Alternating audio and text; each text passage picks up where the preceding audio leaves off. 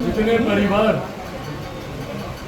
इस हादसे का शिकार हुए हैं, उनकी पीड़ा का अंदाजा तक लगाना शायद किसी के लिए मुमकिन नहीं है।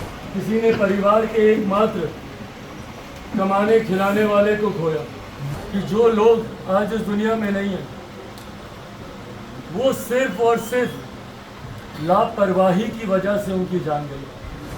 मैं भले एक नेता हूँ या किसी राजनीतिक दल से संबंध रखता हूँ, पर आज मैं सिर्फ आपका भाई बेटा बनकर यहाँ पर आया।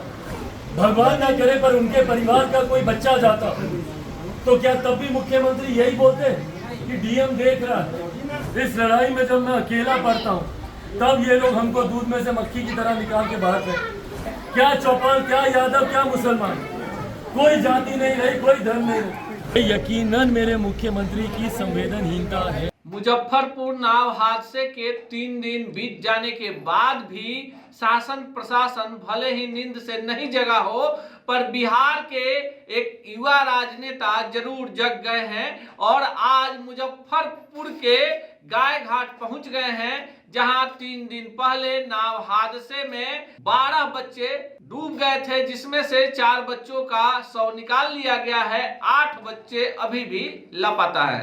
नमस्कार, आप देखना शुरू कर चुके हैं बिहार टॉक को और मेरा नाम अनूप नारायण सिंह है। आज के वीडियो में हम आपको दिखाने जा रहे हैं चिराग पासवान गाय घाट मुजफ्फरपुर पहुंचे हैं। मृत बच्चों और जो गायब बच्चे हैं नाव हादसे में डूबने के बाद उनके परिजनों से मिल रहे हैं। इस अवसर पर क्या कुछ कह रहे हैं चिराग पासवान और परिजनों से क्या कुछ बातचीत हो रही है, पहले पूरा वीडियो देखिए। हादसा घटा है, जितने भी मृतक उनके प्रति मैं अपनी तरफ से, अपनी पार्टी की तरफ से श्रद्धांजलि अर्पित करता हूँ।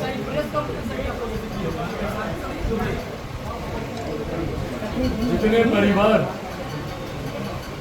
इस हादसे का शिकार हुए हैं, उनकी पीड़ा का अंदाजा तक लगाना शायद किसी के लिए मुमकिन नहीं है।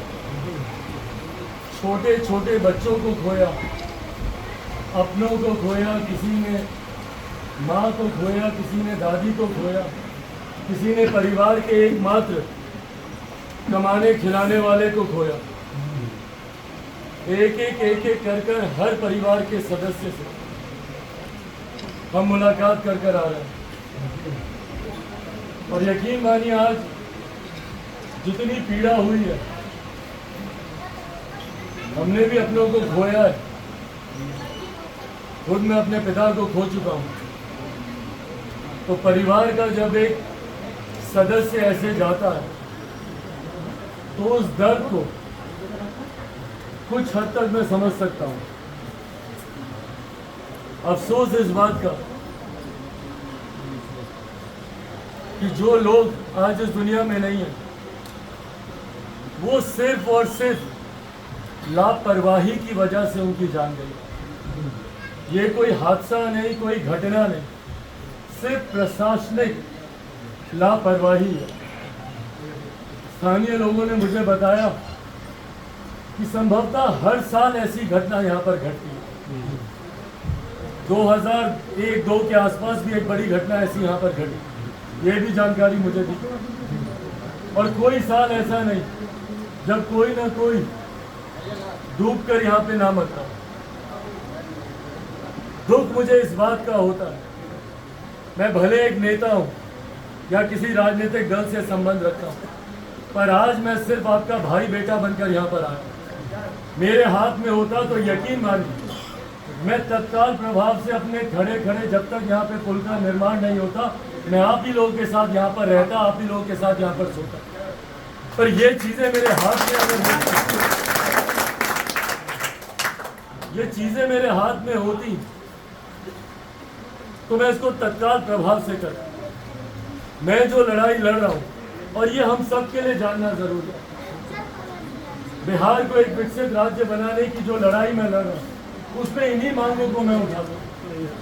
ये बात तो अभी बात की है कि भैया इसके ऊपर पुल बना क्यों नहीं बना। पहली बात तो ये कि लगभग 2000 की आबादी वाले इस गांव में बड़ा विद्यालय क्यों नहीं है।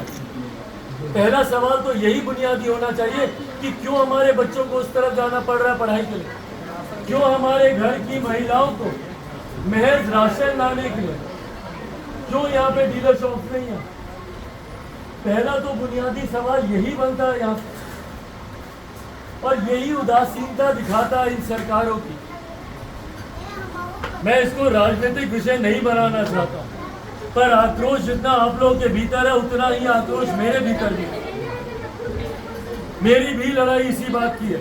अगर मैं सत्ता का लोभी होता, सत्ता का सुख मुझे भोगना होता, इन लोगों के साथ मैं भी हाथ से हाथ मिलाकर सत्ता की मलाई अभी खा रहा होता। मुझे मेरे घर से निकाला गया, मेरे परिवार को तोड़ा गया सिर्फ इसीलिए क्योंकि इन लोगों की गलत नीतियों के सामने मैं नहीं झुका। और आज ये आग्रह करने आया हूँ आप लोगों से, इसी तरीके से ये होता रहेगा जब तक हम लोग जागरूक नहीं होंगे। हम लोगों को ये राजनीतिक दल सत्ताधारी वोट बैंक के अलावा और कुछ नहीं समझते, और इन्हीं के वोट बैंक पे जब चोट पड़ती है तो इनकी याद नहीं आती। कितने लोग आए सत्ता पक्ष से यहाँ पर बताइए, आप लोग आया कोई? इस गांव में आया कोई सत्ता पक्ष से? पर जब चुनाव होगा तब सब आएगा, सब आके किसी का पाँव छुएगा, किसी का गोल लगेगा, किसी का हाथ जोड़ेगा। ये हम लोगों को समझ क्या बोले, छूटते ही बोलते हैं कि अरे हम बोल दिए डीएम को, देख रहा है। ये जिम्मेदारी है आपकी। भगवान ना करे पर उनके परिवार का कोई बच्चा जाता तो क्या तब भी मुख्यमंत्री यही बोलते कि डीएम देख रहा है? उनके एक सचिव अभी अस्पताल में भर्ती है, भागे भागे गए उनको देखने, वो भी पटना के 5 स्टार अस्पताल में, वहां पर उनको देखने गए। यहाँ पर हम लोग का बच्चा जिए मरे इन लोगों को कोई फर्क नहीं पड़ता। मैं ये बातें सिर्फ आप लोगों के साथ इसलिए कर रहा हूँ, और मैं कोई अपनी जिम्मेदारियों से यहाँ पे पल्ला नहीं झाड़ूंगा। मैं अपनी हर सांस पूरी ताकत पूरा दम लगा दूंगा, किसी भी तरीके से यहाँ पे पुल बनवा के रहूंगा। ये मैं आप लोगों से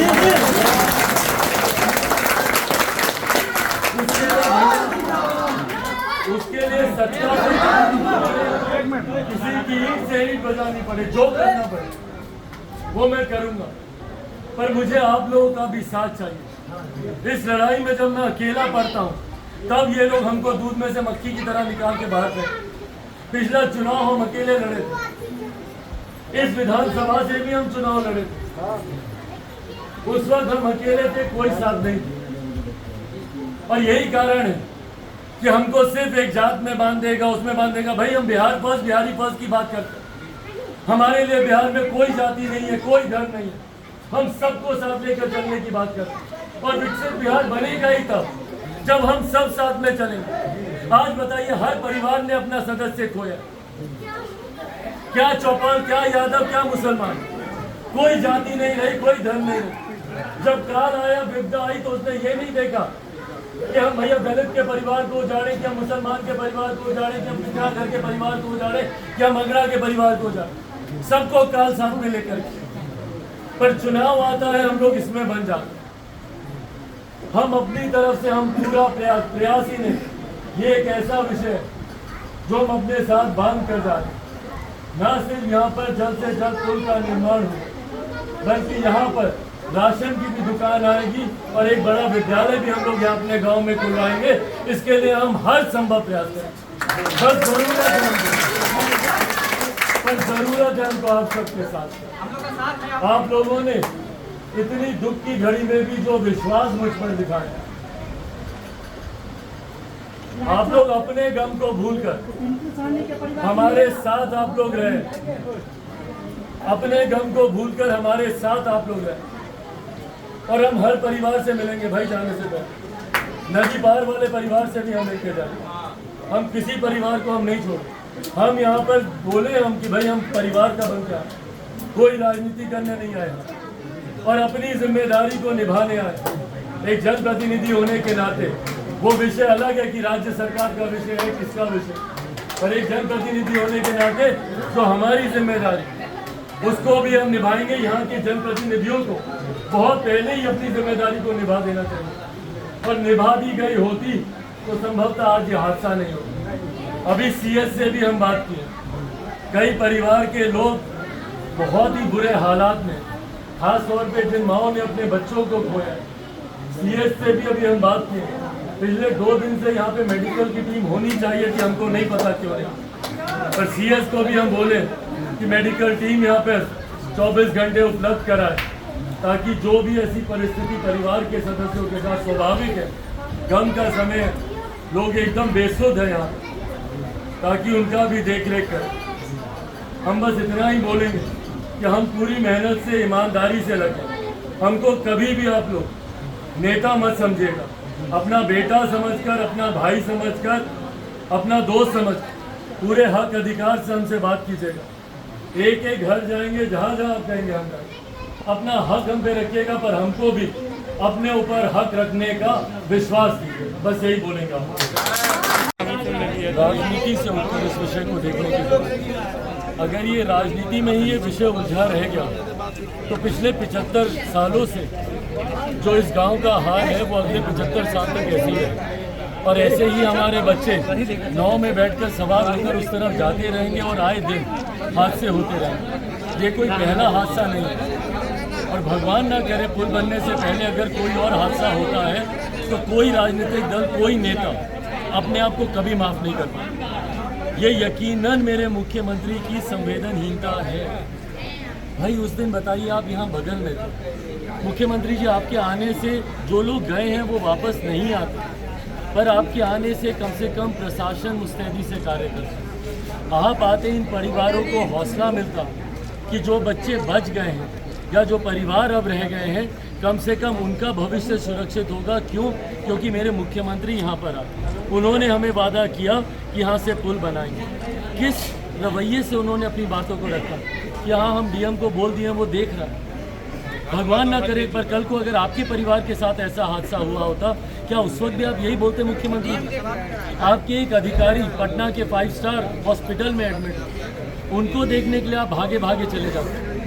पर बिहार में आए दिन हत्याएं हो रही हैं, लोग मर रहे हैं, एक परिवार से जाकर आप मिलना जरूरी नहीं समझते। और आज की यहाँ पे मांग कौन सी नाजायज मांग है?